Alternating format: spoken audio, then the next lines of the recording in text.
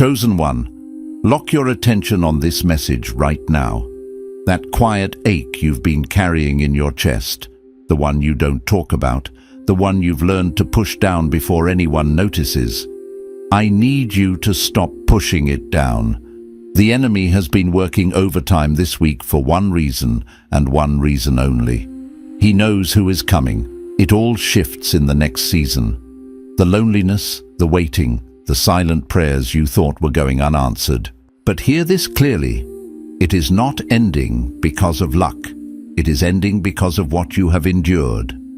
Think back to that moment this week, or maybe last week, when you chose to protect your peace instead of chasing something that was never meant for you. Maybe you walked away from a situation that felt like love but was draining the life out of you.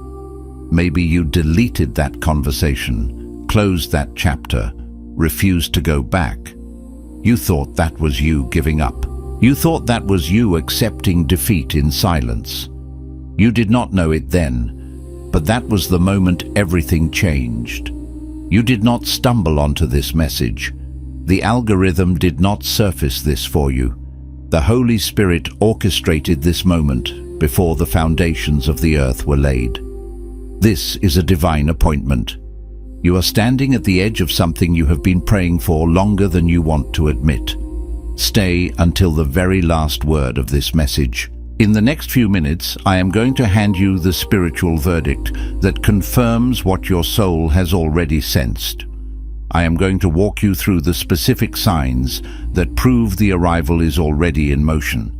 And at the end, I am going to give you the declaration that prepares your heart to receive without fear, without walls, and without running. Do not click away. Your future self is begging you to listen, because if you leave now, you will miss the instruction that tells you exactly how to recognize them when they arrive. I know what the last 72 hours have felt like. The atmosphere has been strange, not painful in an obvious way, just heavy, like something enormous is shifting just outside your line of sight and you cannot quite name it. Maybe you were lying in bed this week, staring at the ceiling at 3 a.m. in the morning. Not sad exactly, but aware of an absence. An awareness that something important is still missing and you are not sure how much longer you can hold on to hope. Or maybe you were scrolling, watching someone else's love story, and you felt that familiar sting of wondering if that is even possible for you. If you are the kind of person that kind of love finds, or maybe you have told yourself you are fine being alone, you have made peace with it. And then something small, a song, a smell, a quiet Sunday afternoon, completely undid you. You feel suspended, like you are standing in the space between who you were and who you are being prepared to become. And in that suspension, the enemy has been whispering a very specific lie. Listen to your thoughts right now. He is telling you that the reason love has not arrived is because something is wrong with you. He is replaying moments in your mind, that relationship that ended the way it did, that person who chose someone else, that season where you poured everything into someone and walked away empty. He is using those moments as evidence. He is telling you that you are the pattern, that you are the problem, that the thing you want most is the one thing the universe has decided to withhold from you.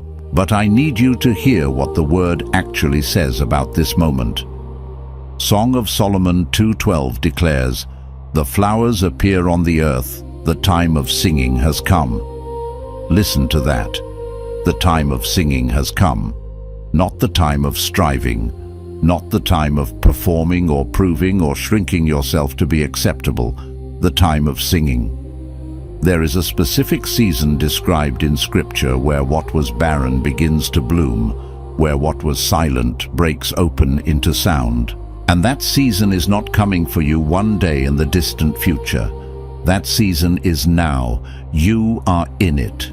The enemy knows it. That is why the attacks on your mind have intensified. That is why the lies have gotten louder. Darkness does not assault what is dormant. It panics at what is about to flourish. You are not in a delay, You are in a preparation. The loneliness you have felt is not evidence that love has forgotten you. It is evidence that something inside of you was being made ready to carry what is coming. The moments where you chose yourself, where you refused to settle, where you walked away from counterfeit versions of love, those were not failures.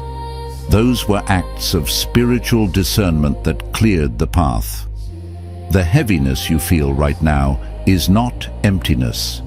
It is the weight of expectation. It is the spiritual pressure that builds right before something that was promised finally arrives. You are not starting over. You're not behind. You're not too broken, too guarded, too much, or too late. You are exactly where you are supposed to be, and who is coming is already on their way. What you just heard wasn't entertainment. It was confirmation. And if you're ready to go deeper, the Chosen One's blueprint will show you exactly why God separated you before birth, why the attacks came so early, and what He's unlocking in this season. You'll also get the full audiobook version and a powerful bonus, activating your prophet mantle. For those carrying a prophetic fire they haven't yet learned to release. The link is waiting in the first pinned comment, but not for long. Now let's go deeper into what this moment is actually asking of you, because here is what most people do when they receive a word this strong. They feel it. They receive it in the moment. They let it touch the surface of their spirit, like a gentle rain on parched ground that momentarily refreshes but doesn't penetrate to the deep roots. And then, too often, they walk away, returning to the same well-worn paths, the same silent agreements with scarcity, the same quiet resignation that has become a comfortable, albeit painful, companion. They revert to the familiar hum of old patterns, the whispers of past disappointments, and the gravitational pull of what they've always known, even if what they've known has kept them bound.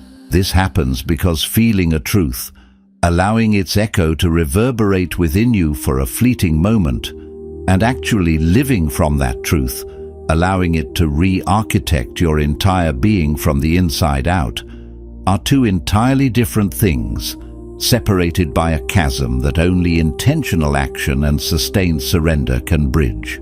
And it is in the vast expanse of that distance between momentary inspiration and lived transformation where the profound alchemy of change either happens, setting your spirit free, or gets postponed again, leaving you longing for what you almost grasped.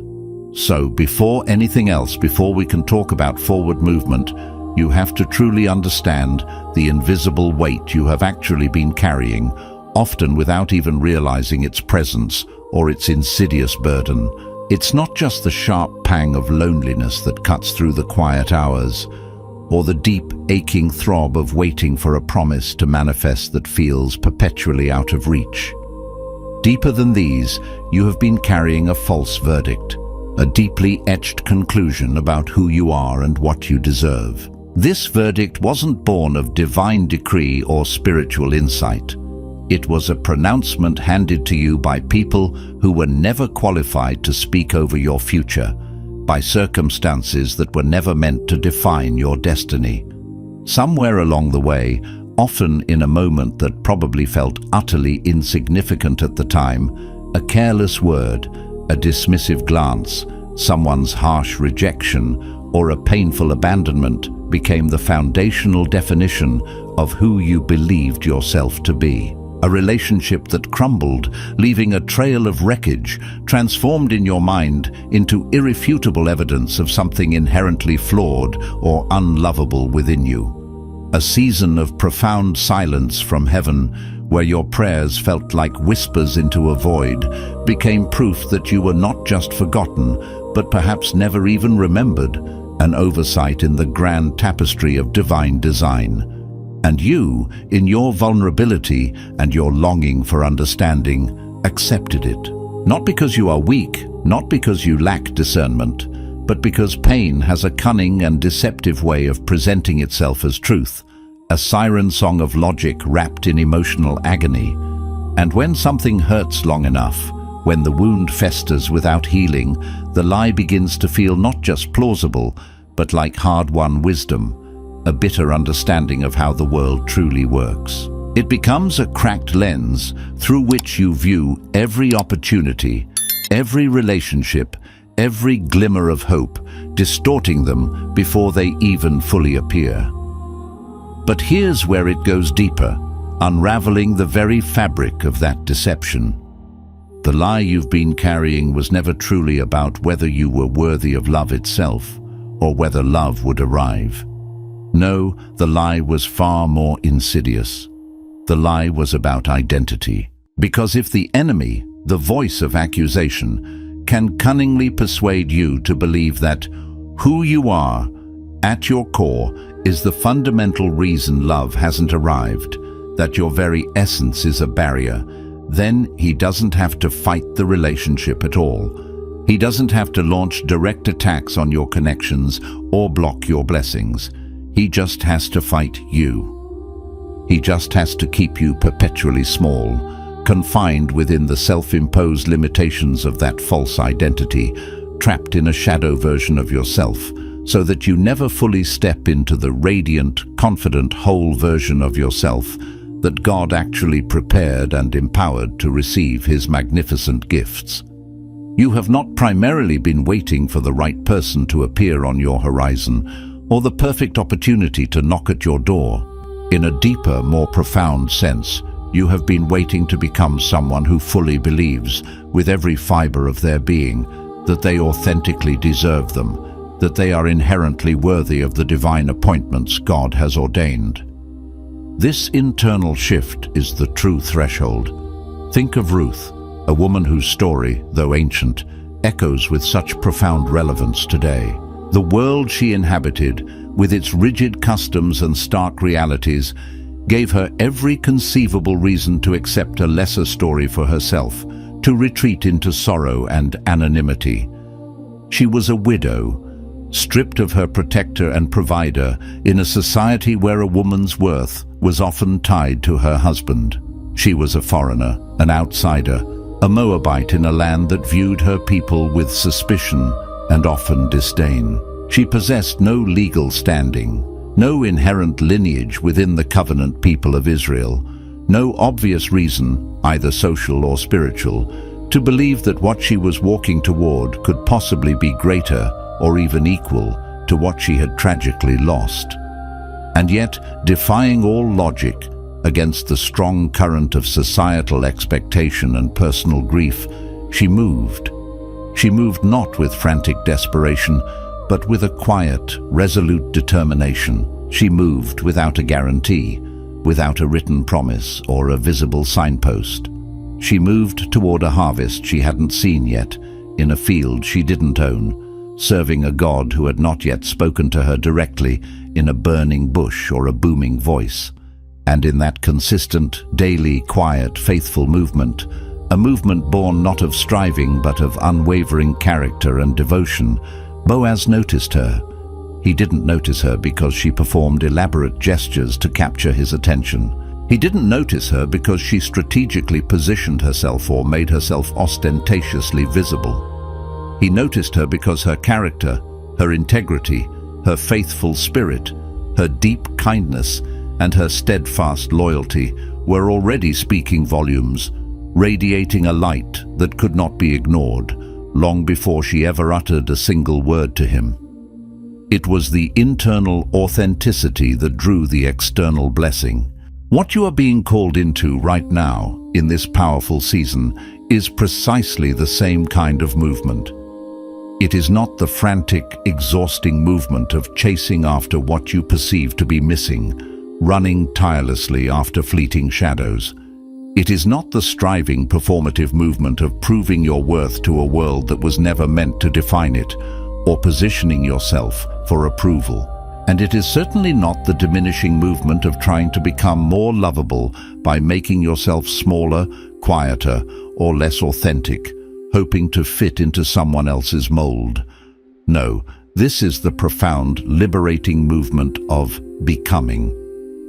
It is the intentional, courageous, and deeply spiritual act of walking so fully, so unapologetically, so authentically into who God designed you to be, embracing every facet of your divine blueprint, that what is truly meant for you cannot help but find you.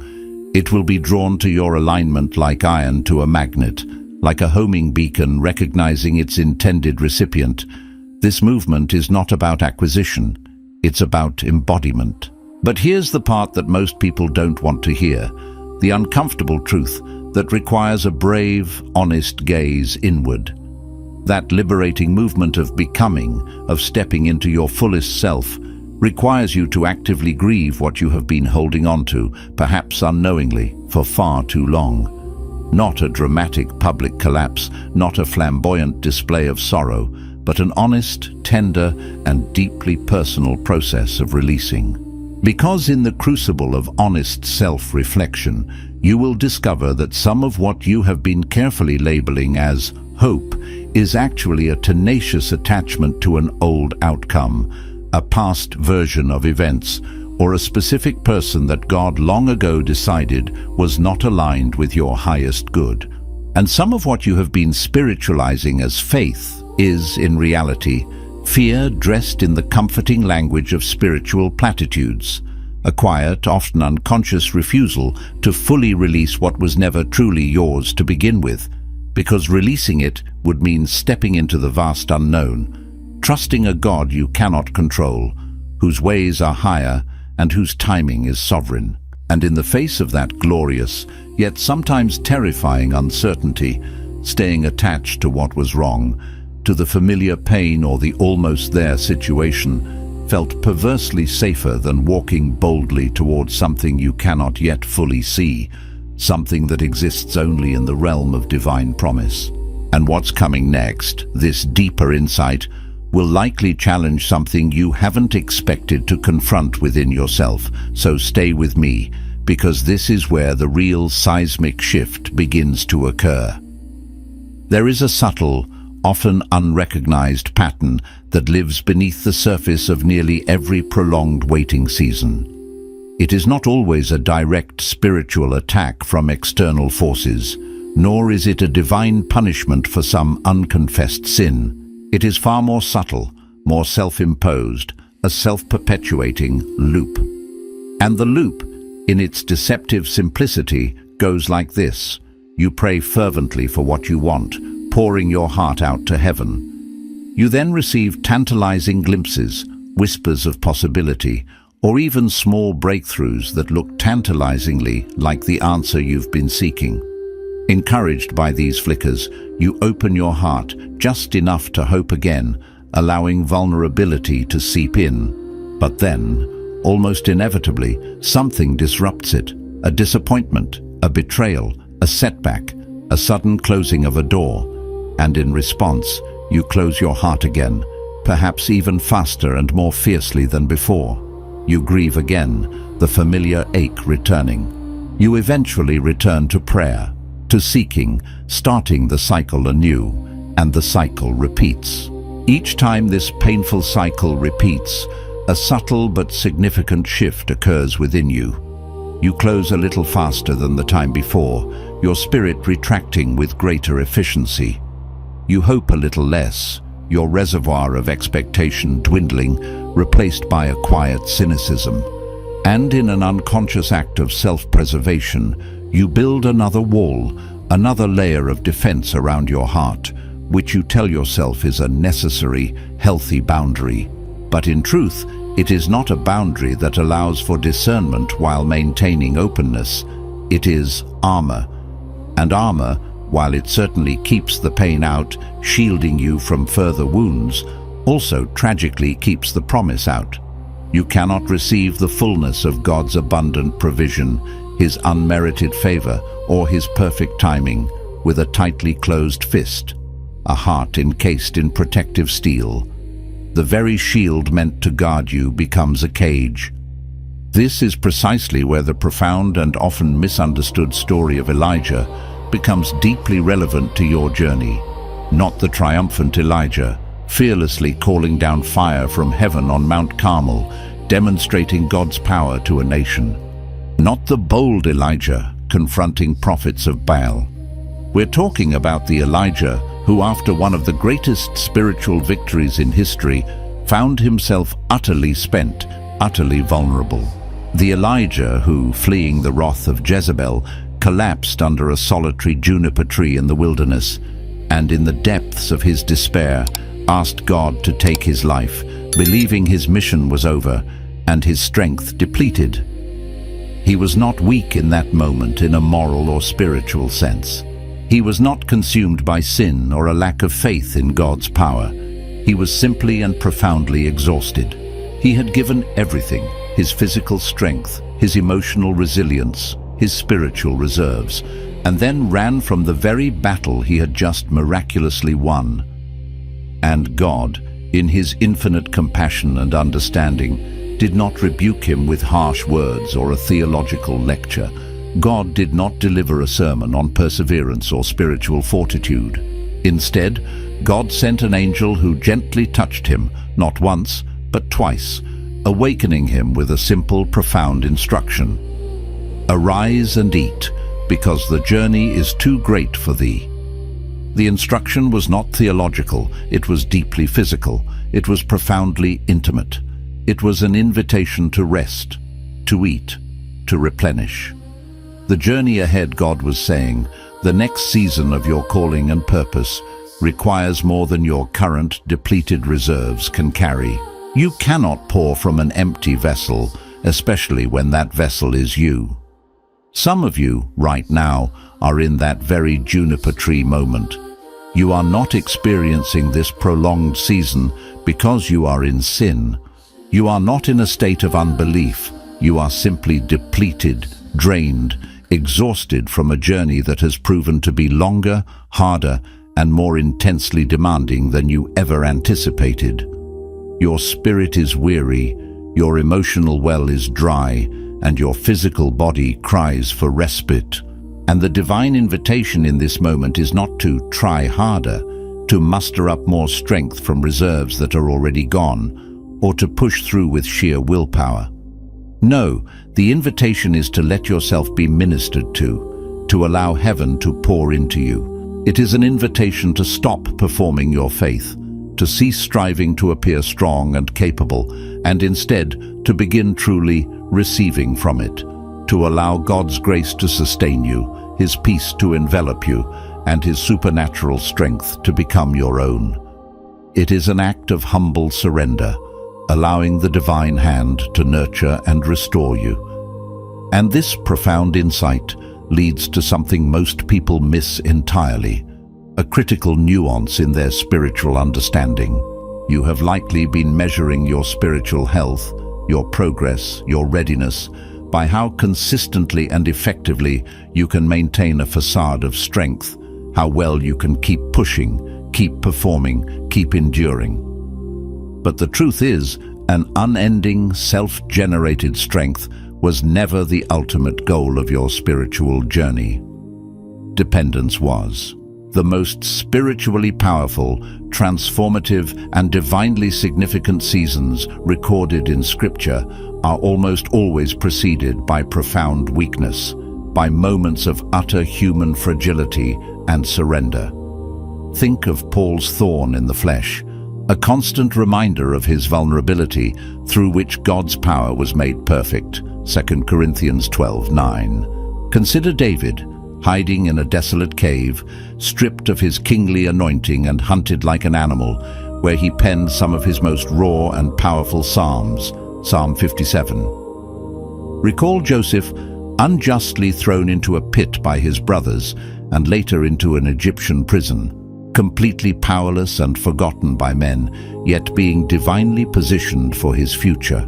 And of course, the ultimate example, the utter, devastating weakness of the cross, the ultimate surrender of Christ, which irrevocably preceded the glory and power of the resurrection. God does not wait until you are strong enough, perfectly capable, or fully self-sufficient to move through you in a mighty way. On the contrary, He moves through you most powerfully, most profoundly, and with the greatest impact precisely at the point of your greatest surrender, your deepest vulnerability, and your most authentic acknowledgement of weakness. It is then that his strength can truly shine, unobstructed by human effort. Stay with me, because in just a moment, we are going to uncover the one thing that has been subtly, insidiously feeding the delay in your life, often without you even realizing its silent, pervasive influence. You have done the inner work, diligently and faithfully. You have prayed, pouring out your heart. You have engaged in deep healing, confronting past wounds and trauma. You have courageously set necessary boundaries, protecting your peace and energy. You have grown, evolving into a more conscious and spiritually attuned individual.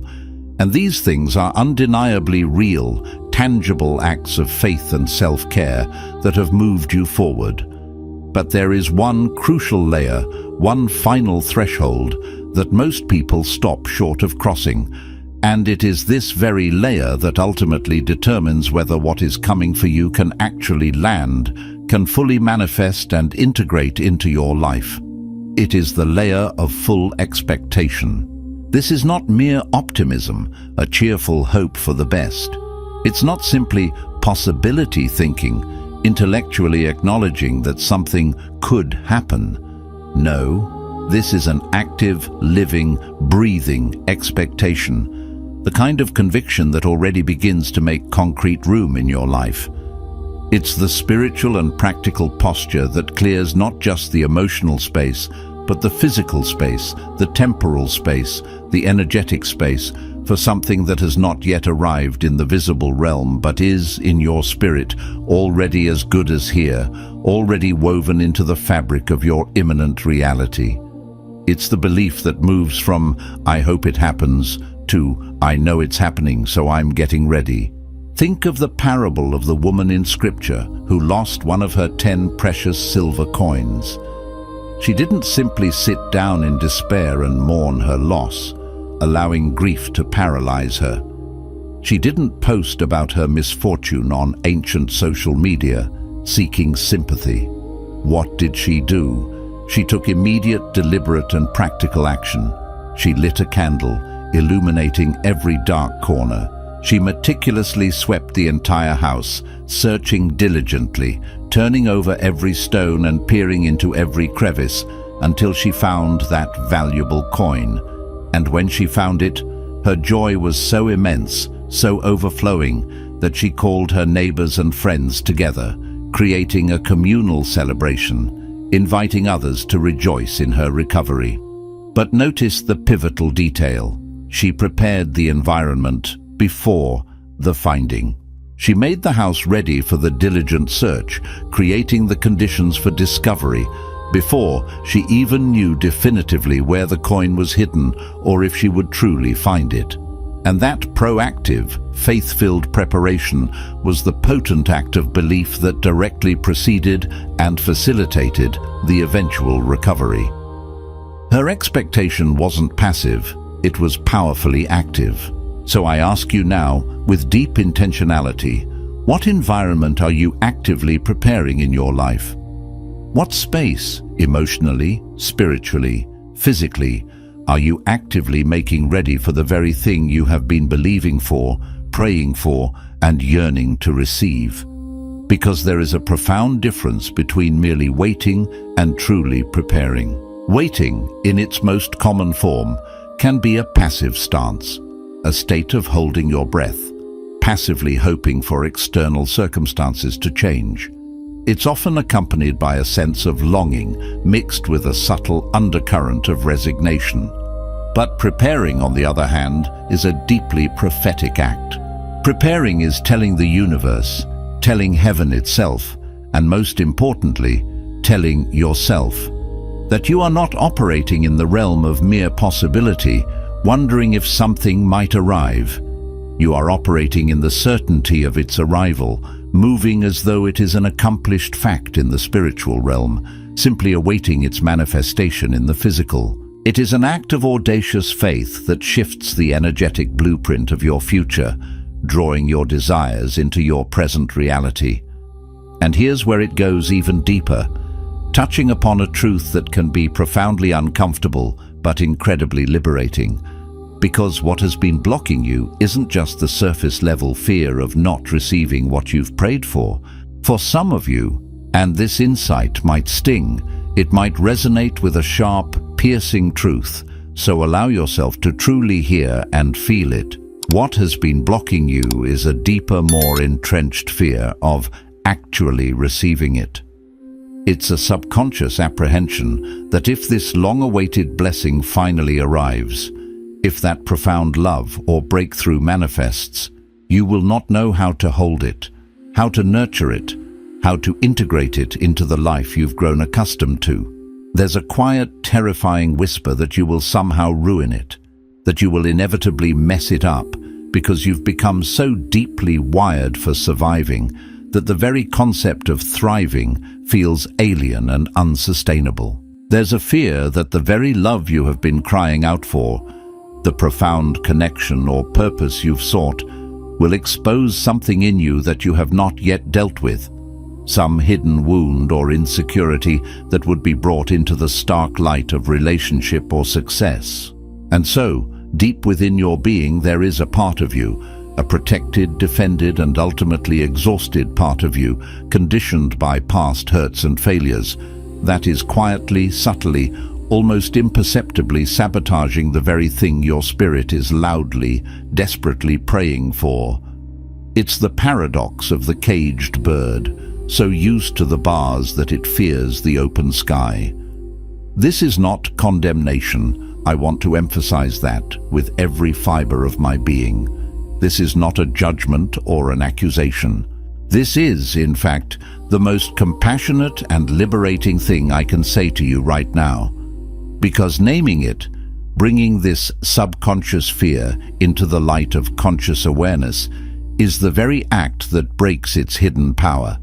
It's like calling a boogeyman by its true name, stripping away its shadows and revealing it for what it truly is, a mechanism of self-preservation that has now become a barrier to blessing. Think of Peter, standing on the tumultuous waters of the Sea of Galilee, a powerful illustration of this very dynamic. He actually got out of the boat, a monumental act of audacious faith that most people, even seasoned disciples, would never dare to attempt. For a miraculous moment, he walked on the impossible, his feet suspended on the very waves that threatened to consume them, a living testament to the power of divine invitation. And then, tragically, he looked away from the one who called him, diverting his gaze from the steadfast eyes of Jesus to the intimidating, raging waves surrounding him. And in that shift of focus, his faith faltered, and he began to sink, the impossible becoming painfully real. But notice what happened next, because it's crucial. Jesus did not let him drown. There was no hesitation, no waiting for Peter to save himself. Jesus immediately reached out his hand, grasping Peter's and pulling him to safety. And then he asked the question, "Why did you doubt?" It was not a question laden with condemnation, not a rebuke designed to shame or diminish.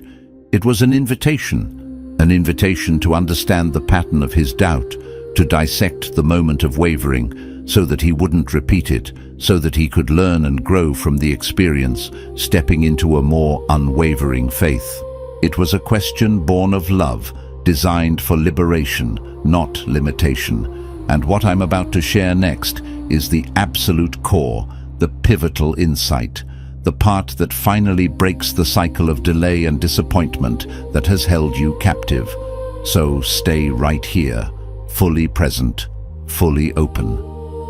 The relentless pattern of the loop, the cycle of hope and heartbreak, finally ends when you make a conscious, unwavering decision to stop trying to protect yourself from the very thing you are fervently praying for. It ends when you recognize the futility of guarding against what God intends to give you.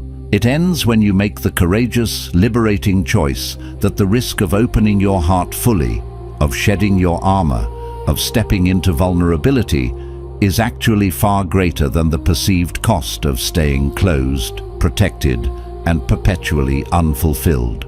It ends when you look at every false start, every crushing disappointment, every counterfeit connection or opportunity that came tantalizingly close but ultimately wasn't it. And instead of reading those experiences as damning evidence against your worthiness, against your future, or against God's faithfulness, you begin to read them as necessary, divine refinement of you. Every wrong thing that eventually left your life, though painful in its departure, was clearing essential space, like a gardener weeding a bed for a precious new bloom. Every almost there situation that didn't last, every temporary connection that faded, was protecting you, shielding you from committing to a permanent version of something that was ultimately temporary or even detrimental to your true path. God was not withholding his best from you.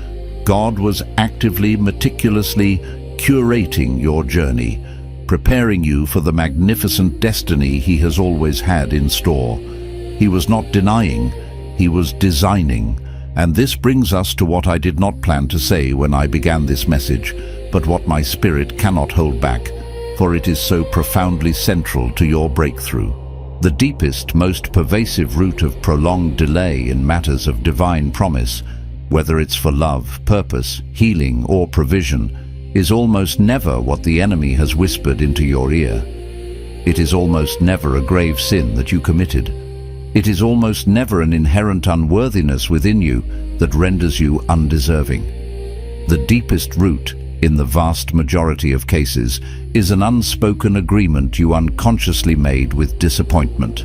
It is a quiet, subtle, yet profoundly powerful decision, often buried beneath layers of years of hoping and hurting, of trying and failing, that eventually led your heart to conclude, "It is safer to not fully believe, to hold back a piece of my expectation, than to believe completely and wholeheartedly, only to be wrong and crushed again."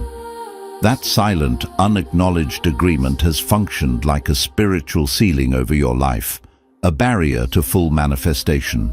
You have been praying through it, worshipping through it, declaring through it with fervent words, but the ceiling remained stubbornly in place, limiting the flow of blessing, because the underlying agreement that created it was never consciously broken.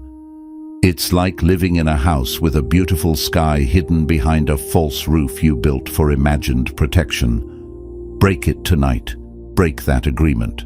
Not as a formulaic ritual, not as a religious obligation, but as a genuine, heartfelt act of surrender, a profound declaration of trust. Choose right now in this sacred moment to believe again, not merely in the hazy possibility of something good, but in the unwavering promise itself. Choose to open the hand that has been clenched for so long, guarding against imagined loss, that it has forgotten the sensation of receiving, forgotten the shape of an open embrace. Choose, with audacious faith, to let God be as good, as faithful, as benevolent, and as utterly trustworthy as he has always claimed to be in his word, as he has demonstrated throughout history, and as he yearns to be in your own life. Let his character supersede your past experiences, because here is the profound, unchanging truth about divine promises. They do not expire, like a stale coupon or a lapsed contract. They do not get transferred to someone else who is deemed more deserving or more capable. They are uniquely yours. They do not diminish with the passage of time, losing their potency or their luster. On the contrary, divine promises, like fine wine, often intensify with time, deepening in richness and power, maturing in their perfect timing. What has been promised to you, the vision planted in your spirit, has been held in sacred trust, meticulously preserved in the care of a God who is not confused by your earthly timeline, who is not frustrated by your honest questions, who is not surprised by how long this journey has taken. He knew. He accounted for every twist and turn, every delay and detour, and he built the promise in its very essence to be more than enough, more glorious, more fulfilling, more perfectly aligned, to compensate abundantly for the weight, making every moment of anticipation worthwhile. You are not too late for your blessing. You are not too broken to receive it. You are not the exception to God's boundless grace, the one person His mercy overlooked. You are the very person this word was written for, etched into the fabric of your spirit before you even heard it today. And what is coming for you is not coming despite who you are, despite your past, despite your perceived flaws. It is coming precisely because of who you are, a beloved, chosen, and uniquely purposed child of God. Place your hand on your heart and declare this with me. I release the verdict that was never mine to carry. I break every agreement I made with disappointment, with delay, and with the lie that told me something was wrong with me. I release the armor I built to survive, and I choose to become someone who knows how to receive. I am not waiting anymore. I am preparing. I am not hoping anymore. I am expecting. I declare that what was promised over my life before I was born has not been cancelled, has not been transferred, and has not been forgotten. It is on its way, and I am ready. I open my hands, my heart, my life, fully, without fear, without walls, without reservation. I am chosen, I am seen, I am loved, and I walk into this next season knowing that everything that was taken was preparation, and everything that is coming is greater than anything I lost. So it is, and so I receive it. If this message confirmed something your spirit already knew, share it with someone who needs to hear it today. And drop the word "ready" in the comments, because I want to pray over every person who is stepping into this new season with open hands.